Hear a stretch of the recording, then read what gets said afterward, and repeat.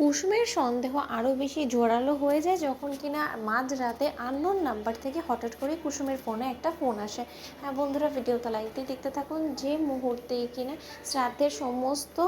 কাজ শেষ করা মাত্রই কুসুম যখন কিনা এক পর্যায়ে বিশ্রাম নেওয়ার জন্য ঘরে আসে এবং সেই মুহূর্তে আয়ুষের যখন জ্ঞান ফিরে আসা মাত্র আয়ুষ উত্তেজিত হয়ে পড়ে এবং আয়ুষ যখন বুঝতে পারে যে ও কোথাও একটা জিম্মি হয়ে পড়েছে, ঠিক সেই সময় আয়ুষ বলতে থাকে যে না না না, আমাকে যে করে হোক না কারণ এখান থেকে বেরোতে হবে এবং এখান থেকে বেরোয়ার আমার কোনো না কোনো একটা পথ নিজেকেই খুঁজে বের করতে হবে, কারণ এখানে আমার পাশে আর কেউ নেই এবং এখানে সমস্ত লোকেরা আমার চরম শত্রু এবং ওই দেবলীনায় এই সমস্ত কিছুর মূলে আছে। সেই সমস্ত কিছু আমার পরিবারকে জানাতে হবে এবং আমার যতটুকু মনে হয় আমার পরিবার নিশ্চয়ই আমাকে হুমনি হয়ে খোঁজ করার চেষ্টা করছে, কিন্তু দেবলীনা যতদিন আমাকে এখানে জিম্মি করে রাখবে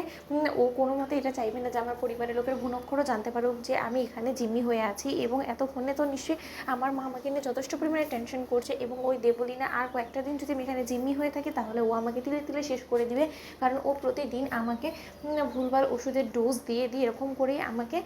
ঘুমে কাতর করে রাখবে যাতে আমি চিল্লাহুল্লা না করতে পারি এবং তার পরবর্তীতে একটু একটু করে আমাকে শেষ করে দিয়ে আমার মায়ের উপরে প্রতিশোধ নেবে এবং গোটা গাঙ্গুলি এম্পায়ারটাকে নিজের কবজা করে ফেলবে। তার আগে যে করে হোক না কেন আমাকে এখান থেকে বেরোতে হবে এবং এখান থেকে বেরোনোর জন্য আমাকে যে করেই হোক না কেন বাড়িতে একজনকে খবর দিতে হবে, কিন্তু কাকে দেবো কিছুতে আমি বুঝতে পারছি না। এই সময়টাই একটা সুবর্ণ সুযোগ, এর পরবর্তীতে হয়তো বা কোনো মতে আমি এরকম একটা সুবর্ণ সুযোগ হাতে পাবো না, তার কারণ এই মুহূর্তে আমার সামনে না তো গুন্ডার আছে, না ডক্টর আছে, না নার্স আছে, না দেবলীনা আছে। এই সুবর্ণ সুযোগটা কোনো মতেই হাতছাড়া করা যাবে না। অন্যদিকে কুসুম যখন বারবার করে বলতে থাকে যে আমি যে ছোটো সাহেব বেঁচে আছে সেই কথাটা কী করে সমস্ত লোকেদের সামনে প্রমাণ করব, কী করে আমি আমার শতবার চিহ্ন রক্ষা করবো, ঠাকুর তুমি আমাকে কোনো একটা পথ দেখো, কী করে আমি বুঝতে পারবো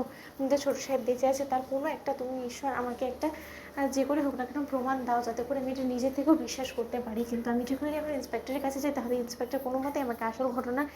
ব্রিফ করবে না, তার কারণ ইন্সপেক্টর তো আমার সঙ্গে তর্কে জড়িয়ে পড়েছিল যখন কিনা আমি ছোটো সাহেব বেঁচে আছি এই কথাটা মর্গে গিয়ে বলেছিলাম এবং সে নিশ্চয়ই আমাকে সিসিটিভি ফুটেজটা দেবে না। সেই হাইওয়েতে সেদিন ঘটনাস্থলে কী হয়েছিল সেটা যে করে হোক না কেন আমাকে বার করতে হবে, কিন্তু এটা আমি কী করে করবো। ঠিক সেই মুহূর্তে হঠাৎ করে যখন কুসুমের কাছে একটা আননোন নাম্বার থেকে ফোন আসে এবং কুসুম যখন বলতে থাকে যে এই নাম্বারটা আবার কার, এই নাম্বারটা তো কখনো আগে দেখিনি, ঠিক সেই সময় এই নাম্বারে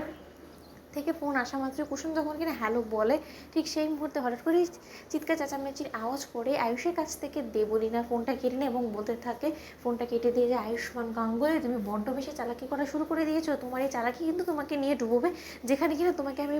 15 দিন 1 মাস পর মারার প্ল্যান করছি সেখানে কিন্তু তোমাকে এক নিমিষে আমি গুলি করে শ্যুট করে ফেলে দেবো। এই কথাটা তুমি মাথায় রেখো। তোমাকে এখনও পর্যন্ত আমি শ্বাস নিতে দিচ্ছি, তার কয়েকটা কারণ আছে, কারণ কিছু লিগাল ডকুমেন্টের মধ্যে তোমার আমার সিগনেচার প্রয়োজন পড়বে না, অথবা তোমার আজকে কী হাল যে আমি করতাম তুমি সেটা কল্পনাও করতে পারছো না। তুমি কি মনে করেছিলে তোমার পরিবারের লোকেদেরকে তুমি কল করবে এবং তারা তোমাকে এখান থেকে এনে উদ্ধার করবে? কোনোভাবেই সম্ভব না। তো বন্ধুরা লাইক এবং শেয়ার করে সাবস্ক্রাইব করো।